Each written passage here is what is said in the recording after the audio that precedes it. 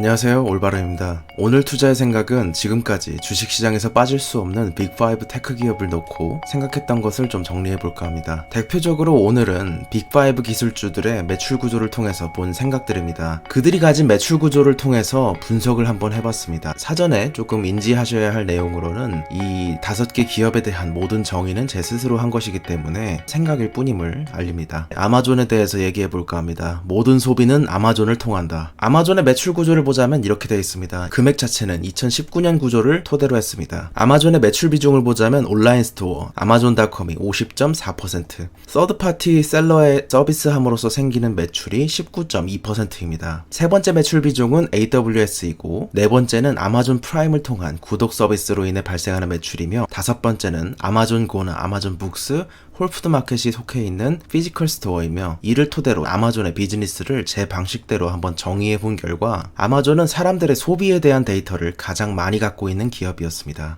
소비에 대한 고객 경험을 발전시키기 위해서 그들은 모든 물류, 모든 풀필먼트에 신경을 쓸 수밖에 없습니다. 때문에 셀러에게도 제공하는 서비스라든지 키바를 통한 물류단지 내 자동 오더 및 피킹 시스템, 아마존 원을 통한 항공 배송이나 락커를 통해 소비자들이 직접 근거리에서 받아갈 수 있도록 하거나, 드론의 시대를 앞두고 수많은 드론들을 통제하기 위해 지구 저궤도에 인공위성을 올리는 카이퍼 프로젝트 같은 것이 있을 수 있겠죠. 결국에 이 모든 것을 정의해 볼 때 아마존은 소비 경험 그 자체가 되어가고 있습니다. 아마존에 대해서 생길 수 있는 리스크를 생각해 보니 검색이라는 한계로 인해서 생길 수 있는 것이라 생각했습니다. 보는 것을 통한 사물인식과 말하는 것을 통한 음성인식을 통해서 자연어로서 검색을 하게 될 거란 미래를 그리고 있습니다. 예를 들어서 아마존의 알렉사를 통해서 내 집에 사과가 떨어졌을 경우 사과 한 박스 주문해줘 라고 얘기하는 것을 상상해 볼 수 있겠죠. 때문에 이런 경우를 위해서 음성인식을 할 수 있는 AI 기술도 알렉사를 통해서 발전시켜야 합니다. 이런 점에서 아마존이 아마존 알렉사를 시장에서 계속해서 깔고 있다고 생각하고요. 또한 두 번째로 보자면 컨텐츠가 곧 커머스가 되는 시기를 맞고 있습니다. 이것은 조금 더 복잡하다고 생각합니다. 중국에서 시작되는 왕홍 인플루언서 쇼핑 시장의 확대나 페이스북 샵스처럼 우리가 정보의 홍수 속에서 검색의 의존도를 줄이고 아마존닷컴으로 검색하지 않고 내가 원하는 것을 알아서 추천해주는 시스템으로 변하고 있음을 의미합니다. 그러면서 아마존에 들어가기 이전에 유튜브나 페이스북 같은 우리 삶에서 조금 더 가까운 더 많은 시간을 소비할 수 있는 컨텐츠 플랫폼 속에서 간편 결제 시스템을 통해 결제 시장이 커질 경우 그만큼 아마존의 파이는 상대적으로 줄어들 우려가 있기 때문입니다. 두 번째, 애플입니다. 애플을 요약해보자면 이런 식으로 생각을 해봤습니다. 모든 디바이스는 애플을 통한다.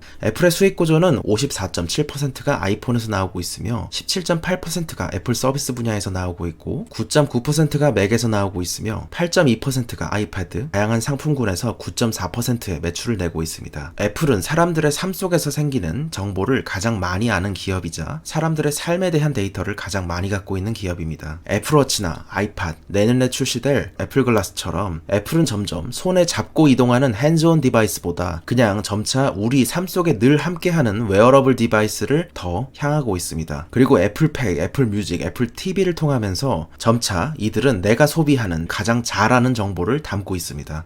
이는 구글을 생각하기 쉬우나 저는 조금 다르다고 생각합니다. 우리가 검색을 할 때 뭘 검색하나요? 내가 모르는 것을 검색하기가 쉽습니다. 그래서 유튜브와는 별개로 보고 유튜브는 내가 선호하는 것을 추천해주는 시스템이지만 이것과는 조금 별개로 보고 구글의 검색 분야와 애플을 따로 떼서 생각을 해보자고요. 애플은 내가 항상 소비하는 정보들에 대해서 데이터를 알고 있고 내가 무슨 컨텐츠를 좋아하는지 무슨 음악을 좋아하는지 어디서 주로 소비를 하는지를 알고 있습니다. 내가 궁금할 때마다 내가 찾아가는 서치 엔진이라는 구글과 항상 내가 소비하는 데이터를 알고 있는 애플 입장에서는 데이터의 필터링 수준을 다르게 가져갈 수밖에 없습니다. 애플은 이제 5G 시대에 초당 기가바이트급의 정보를 통하게 됩니다. 그러면 어떤 일이 생길까요? 다운로드란 개념이 사라지죠. 일단 게임이라고 해도 예를 들어서 100기가 정도나 되는 것을 이제는 10초, 2분이면 받아올 수 있기 때문에 굳이 게임 전체의 데이터를 하드디스크에 불러와야 할 필요가 사라집니다. 클라우드 서버에 모든 데이터를 넣어놓고 그때그때마다 즉각 스트리밍하면 됩니다. 그럼 무슨 일이 생기냐면 디바이스의 사양이 중요하지 않는 시대가 오지 않을까 하는 생각입니다. 구식 노트북이건 신형 컴퓨터건 어차피 다 인터넷선을 통해 내려봤기 때문에 헤비한 연산이 불필요해집니다. 그럴 경우에 하드웨어에 대한 수익 수익성 리스크를 꼽아볼 수 있습니다. 하지만 비교적 나머지 4가지 기업에서는 약한 리스크인 것이 애플은 이런 흐름을 미리 알고 웨어러블이나 서비스 영역을 급속도로 발전시키고 있습니다. 이번에 애플 원이라 그래서 번들로 뮤직, 아케이드, 뉴스, 클라우드 TV를 모두 합친 서비스를 내놓는 것도 이러한 방향성의 일종이라고 생각합니다. 세 번째, 모든 정보는 알파벳을 통한다고 생각했습니다. 자회사인 구글로 더 유명한 기업이죠. 알파벳의 매출 구조를 본다면 조금 기형적이라고 볼 수 있습니다. 구글의 자산을 통해서 생기는 트래픽으로 광고 서비스를 하여서 생기는 매출이 70%를 차지하고 있고, 티스토리나 한국경제 같은 데 보이는 구글 애즈의 관리 프로그램이 13.3%를 차지하고 있으며, 이외 구글의 다른 부분이 10.5%, 클라우드가 5.5%, 지금 나머지 베팅하고 있는 회사들에 대한 모두 합친 것이 0.4%입니다. 일단 지금의 입장에서 매출 구조를 바탕으로 생각을 해본다면 결국에 구글은 사람들의 정보에 대한 데이터를 가장 많이 갖고 있는 기업입니다. 한마디로 지식을 가장 많이 알고 있는 기업이죠. 일종의 라이브러리 같은 것인데,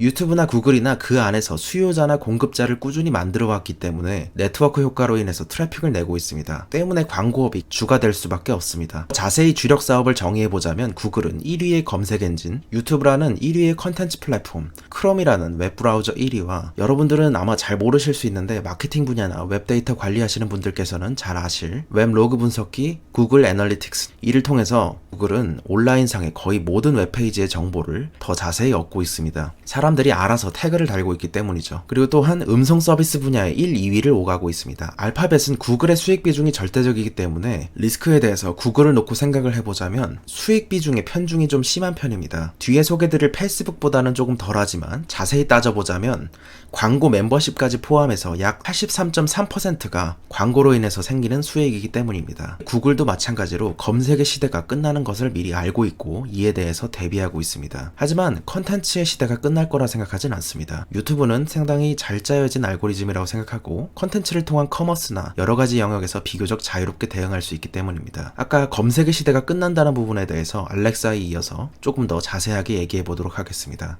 그리고 구글 애널리틱스는 이런 식으로 생긴 웹로그 분석기입니다. 인간이 검색이라는 행동을 하는 건 사실 되게 어색한 일이라고 생각합니다. 첫 번째로 내가 뭔가가 궁금하다면 내가 생각하는 그 생각을 문자로 바꿔야 합니다. 그리고 두 번째로 사람이 자주 말하는 단어로 고치거나 검색 엔진이 알아듣기 쉬운 단어로 고쳐줘야 하는 문제가 생깁니다. 한마디로 내가 생각했던 것을 조금 더 인간스럽게 말해주는 것이 필요한 것이죠. 그런데 이 부분에서 이것을 조금 더 인간스럽게 말하게 해주는 것이 크게 2가지 영역에서 일어나고 있습니다. 첫 번째는 음성인식입니다. 애플의 시리, 아마존의 알렉사, 구글의 구글 어시스턴스나 홈 등이 있을 수 있죠. 오늘 날씨 어때? 라고 물으면 될 뿐 별도의 검색 과정이 필요 없는 걸 기억하시면 됩니다. 자연어가 곧 검색이 되는 과정입니다. 이것이 검색이 사라지는 것이고, 두 번째는 조금 더 파괴적일 것 같습니다. 사물인식입니다. 구글 렌즈를 한번 다운받아서 써보셨는지 모르겠는데 오늘 궁금하시다면 한번 써보시기 바랍니다. 기성품이나 라벨이 있는 것이나, 한마디로 내가 만약에 이것을 카메라로 비췄을 때 무슨 제품인지 인식할 수 있을까라고 궁금하는 것은 웬만하면 인식할 수 있는 수준까지 왔습니다. 비추기만 하면 얘가 알아서 구글에서 검색 가능한 모든 이미지를 크롤링한 후에 가장 비슷한 것을 나한테 보여줍니다. 그리고 구글은 이것 때문에 구글 쇼핑을 만들었다고 생각합니다. 예를 들어서 제가 로지텍 무선 마우스를 쓰는데 이것을 구글 렌즈로 보면 검색을 하지 않았는데 구글 렌즈에서 알아서 이게 얼마라고 뜹니다. 그리고 웹사이트를 보여줘요. 그냥 클릭만 하면 됩니다. 여기서 더 발전하게 된다면 애플 글래스 같은 것이 나올 것입니다. 애플은 웨어러블을 통해 이를 해결하려는 방식을 보여주고 있고, 구글은 또다시 소프트웨어 측면에서 이를 해결하려는 모습을 보여주고 있습니다. 네 번째는 마이크로소프트입니다. 마이크로소프트를 한 문장으로 요약하자면 모든 업무는 마이크로소프트를 통한다 입니다. 매출 구조는 굉장히 잘 분산되어 있습니다. 첫 번째로 애저 클라우드가 가장 많은 매출을 가져다 주고 있습니다. 25.9%이며 오피스 365가 25.2%이고 윈도우가 16.2%, 게이밍이 9.1%, 빙 서치에즈가 6.1%, 디바이스나 링크드인이 있습니다.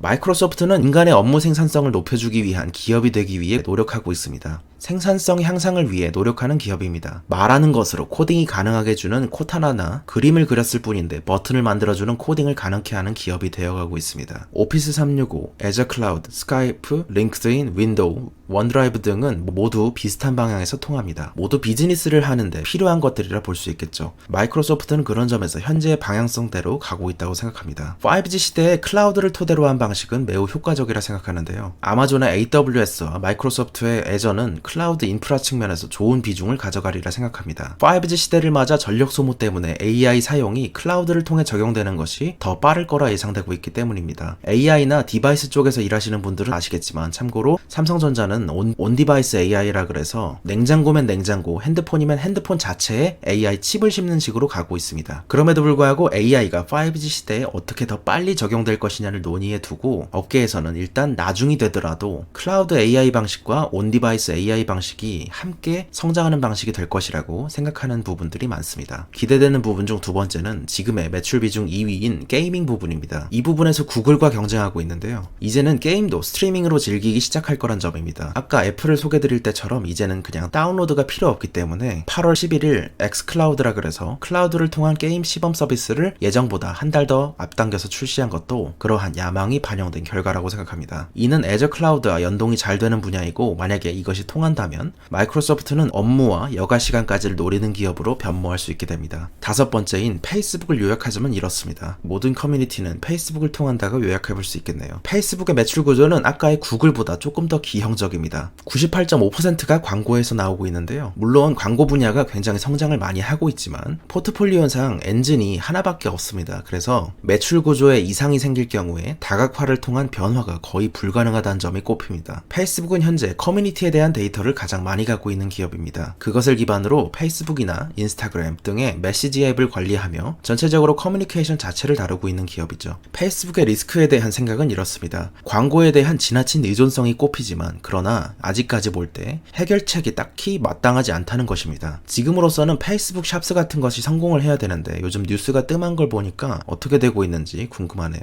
또한 SNS로서 개인정보를 규제하려는 각종 정치기관이나 시민단체의 규제로부터 매우 자유롭지가 못합니다. 개인정보 규제나 최근에 트럼프 페이스북 사례처럼 이런 데이터 독점 이슈나 헤이트 스피치에 대해서 굉장히 취약합니다.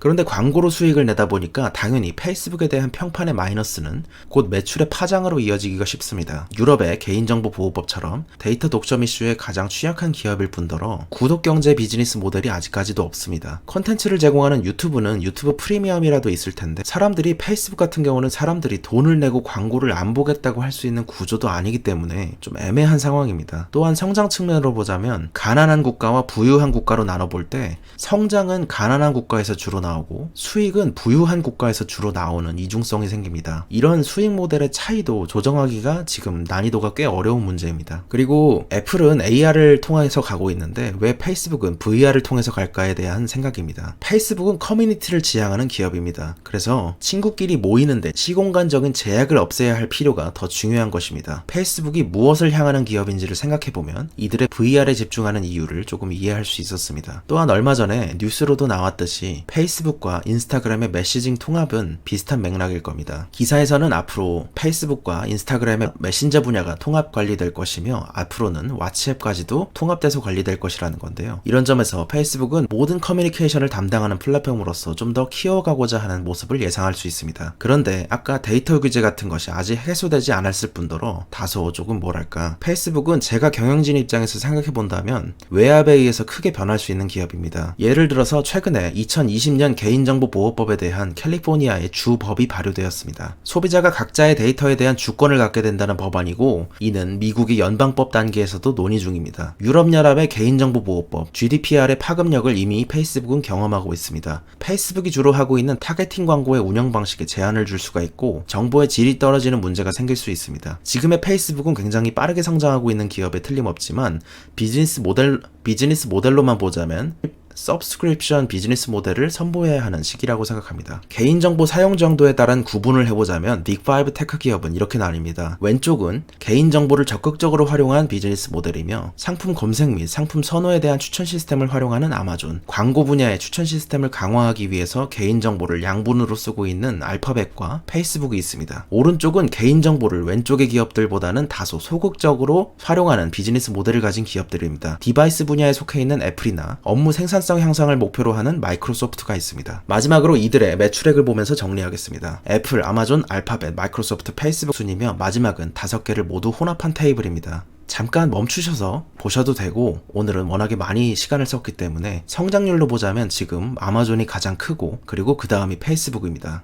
아마존 같은 경우는 지금 팬데믹으로 인해서 상당한 수혜를 보고 있는 기업이라고 생각할 수 있고, 온라인 쇼핑으로의 엄청난 전환율을 기록하고 있으니까요. 5번째가 특별하게 페이스북인데, 매출 같은 경우에는 2018년에는 55빌리언으로 마이크로소프트에 비해서 2분의 1이었으나 2019년에는 70빌리언까지 상승하면서 압도적인 상승세를 보였습니다. 아마존은 능가하는 상승세를 보였을 정도니 굉장하다고 볼 수 있겠죠. 마지막 혼합은 이 거대한 5개 기업들이 도대체 얼마나 성장하고 있는지를 보여주는 지표라고 생각하시면 됩니다. 매출은 두고 성장률로만 보자면 지난 2.5년치 무려 22.22%나 성장했네요. 오늘은 이렇게 조금 길지만 투자의 생각 시간을 가져봤습니다. 빅5 테크 기업에 대해서 오랫동안 생각을 해보다 보니까 나름 인사이트가 나온 것 같아 재밌는 시간이었습니다. 좋은 하루 되시기 바랍니다. 빅5 기업에 대한 여러분의 생각은 어떠신가요? 감사합니다. 올바른이었습니다.